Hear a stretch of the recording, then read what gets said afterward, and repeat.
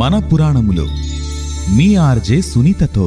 ధ్రువుని ముందు సాక్షాత్కరించినటువంటి కరుణామూర్తిని చూడగానే 5 ఏళ్ల బాలకుడు ఏమర్థమవుతుంది? స్వామిని చూసి పులకించిపోయి సాష్టాంగ నమస్కారం చేసి భగవంతుని ఎలా స్తుతించాలో తెలియక తడబడుతూ నిలబడ్డాడు. ధ్రువుడి ఆలోచన గ్రహించినటువంటి పద్మనాభుడు తన చేతి శంఖంతో ఆ బాలుని చెక్కిలి తాకారట. భగవంతుడు ప్రసాదించిన మహిమ వల్ల సుజ్ఞాని అయినటువంటి ధ్రువుడు అనేక విధాల భగవంతుని స్మరించగా దానికి సంతోషించి, రాకుమారా, నీ వ్రతదీక్షను మెచ్చాను, నీ అభిప్రాయాన్ని గ్రహించాను, నీ కోరిక తప్పకుండా తీరుస్తాను.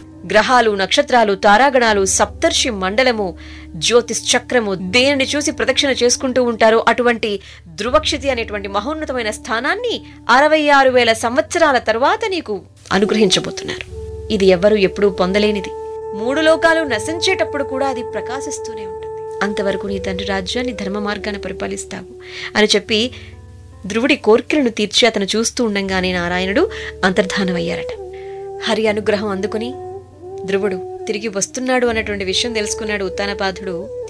బంధుమిత్రులతో, మంత్రులతో, 2 భార్యలతో బంగారు పల్లకీలు ఎక్కి ధ్రువుని కలుసుకున్నాడు. భగవంతుని కరుణా కటాక్షాలు పొందినటువంటి తన కుమారుడిని ప్రేమతో కావలించుకుని మైమరిచిపోయాడు. తల్లులిద్దరికీ కూడా భక్తితో నమస్కరించగా పినతల్లి సురుచి కూడా ఆనందంతో చిరంజీవ అంటూ ఆశీర్వదించిందట.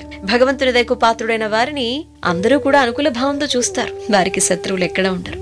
ధ్రువుడి తమ్ముడు ఉత్తముడు అన్నను ప్రేమతో కావలించుకున్నాడు. తల్లి సునీతి ప్రేమాభిమానాలు పొంగి పొరలగా కుమారుడు అమ్మ దగ్గరకు వెళ్లి ఆ స్పర్శకు తను పడిన దుఃఖాన్నంతటిని మర్చిపోయాడట. అప్పుడు దేవేంద్రుడు స్వర్గంలో ప్రవేశించినట్లుగా ధ్రువుడు తిరిగి తన రాజభవనంలోనికి ప్రవేశించాడట. కొన్ని సంవత్సరాల తర్వాత తండ్రి ధ్రువునికి పట్టాభిషేకం చేసి తపోవనానికి వెళ్లిపోగా ధ్రువుడు శింసుమార ప్రజాపతి కుమార్తె అయినటువంటి భ్రమిని వివాహం చేసుకుని ఆమె వల్ల కల్పుడు, వత్సరుడు అనేటువంటి 2 కుమారులను, వాయుపుత్రిక ఇలను వివాహమాడి ఆమె ద్వారా ఉత్కలుడు అనేటువంటి కుమారుని, ఒక కుమార్తెను పొందుతాడు. తర్వాత చాలా సంఘటనల తరువాత ధ్రువుడు ధర్మనిరతుడై యజ్ఞయాగాదులను నిర్వర్తించి పురుషోత్తముడిని పూజిస్తూ 66,000 సంవత్సరాలు రాజ్యపాలన చేశారట. తరువాత రాజ్యాన్ని కుమారునికి అప్పగించి బదరికావనానికి వెళ్లి కాలం గడుపుతూ ఉన్నాడు. తర్వాత కొన్నాళ్లకు ధ్రువుడి వద్దకు ఒక దివ్య విమానం రావటం, ఎవరికి దొరికిన విష్ణుపదం ధ్రువుడికి ప్రసాదింపజేయడం జరిగింది. ఇది ఇవాల్టి మన రేడియో సిటీ, మన పురాణములు, మన కథలలో ధ్రువునికి సంబంధించిన కొన్ని వివరాలు. Radio city podcast.